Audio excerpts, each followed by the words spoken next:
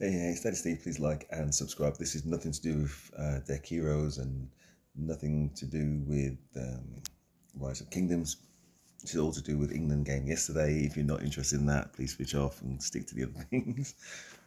England, my gosh, they were amazing. And anybody else who's English and English content providers, if you want to do a joint call one of these days talking about this game or future England games, I'm definitely up for that. England were amazing for the first 30 minutes. But you know what? The performance of Serbia in that first 30 minutes reminded me of the performance of Scotland when they were playing Germany. And my reaction was, if you're going to go to a tournament like this, you've got to be brave. You've got to be forwards. You've got to play to your strengths. You've got to express yourself creatively, not just go into some kind of defensive shell. And I think that's what Serbia did. And that flattered England because Serbia had all men behind the ball and England just couldn't, they just keep picking up the ball and it just waves of attack until we scored. But then Serbia did something which was just genius. The manager actually did a tactical move which flipped it 180, just sent it in a complete different direction. And all of a sudden, for the last 10 minutes, the first half, Serbia were very threatening. And I remember there was a move down the right-hand wing of Serbia, and they just did some minor move, and all of a sudden they were just free and space down the right, England's left-hand side. And they put a cross into the box, and to be honest, I spent the next 60 minutes, 10 minutes of the first half, and the remaining 45 minutes of the second half, most of it, just waiting for them to score, or just hoping they won't score. And if they did equalise, just thinking, okay, well, if England carry on playing like this, then obviously the best we can do is get a point from it. And that's as an England fan, that's not what you want if you're expecting to win the whole tournament or hoping to. And if you know that you've got the talent in the team to, you've got to remember we've got people like Bellingham and Foden and Kane and the pace of Saka. And I mean, Foden was completely anonymous down the left.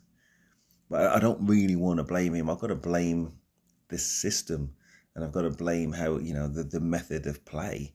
And I've got to blame playing players out of position. And listen, if we play like that, as soon as we come up against, see how Germany played? I don't think they've got better players than us. I'm going to be honest with you, and they'll destroy us if we played like that. And if we went ahead, it's going to be the same story as previous World Cups, or previous international tournaments, where we go ahead, we go into our shell, we stop playing, and they just eventually kind of score, and then all of a sudden we sort of wake up again, and then we might win, we might lose. That's not the way to win a tournament. And we're better than that. I'm not saying that we're going to win every match as a little England or whatever, but we're definitely better than that. One of the best teams in the world. We've got the best league in the world. We've got some of the best players in the world. And we do not need to go into our shell against a team who's, I think, 48th in the world or something like that. And we're 4th? No, come on.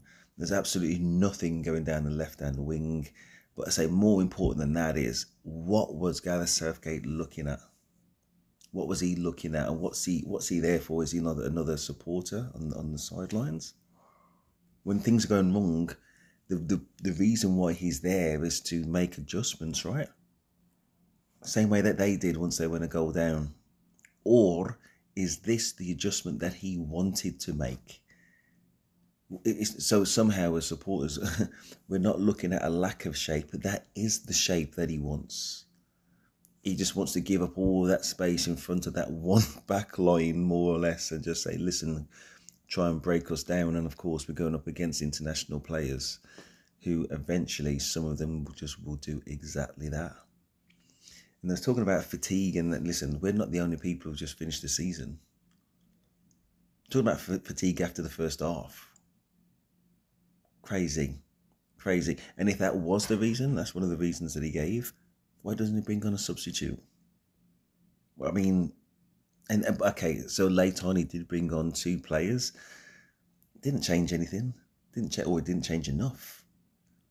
So are we talking about the lack of depth on the bench, or there's something about the manager? And I never really thought about it with Southgate, but I'm beginning to see what people are talking about. I'm beginning to see it mainly because of the lack of response and the lack of answers to what is blatantly going wrong on the pitch. And when he gave that interview, fair enough, the only way I could rationalise it is that he's backing up his players. But that was in spite of what everybody saw. You know what I mean? It's a rare situation where you can win a game and feel just complete fear, almost like you lost. You know what I mean? I haven't spoken to one person that had any kind of optimism in the UK anyway, that after that performance we can do something. After the first 30 minutes, yeah, we can do anything.